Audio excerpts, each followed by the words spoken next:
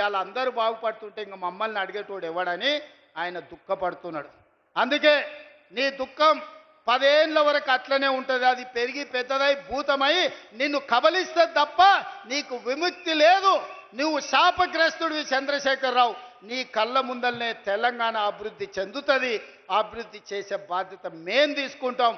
ఇవాళ ఈ వేదిక మీద నుంచి చెప్తున్నా, 94 నుంచి 10 ఏళ్ళు తెలుగుదేశం అధికారంలో ఉన్నది. 2004 నుంచి 2014 వరకు 10 ఏళ్ళు కాంగ్రెస్ అధికారంలో ఉన్నది రాజశేఖర రెడ్డి నాయకత్వంలో. 2014 నుంచి 2024 వరకు చంద్రశేఖరరావు ఈ తెలంగాణ రాష్ట్రానికి బీఆర్ఎస్ అధికారంలో ఉన్నది.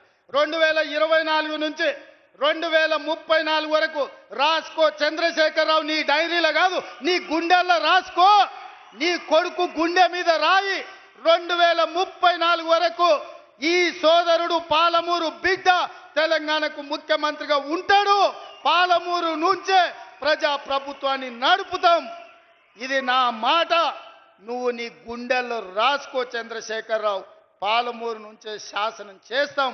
పాలమూరు నుంచే శాసనసభను నడిపించే బాధ్యత నేను తీసుకుంటా. నువ్వు దుఃఖం వస్తుందో, బాయిలో దుంకుతావో, పెట్రోల్ పోసుకొని తగిలబెట్టుకుంటావో అది నీ ఇష్టం.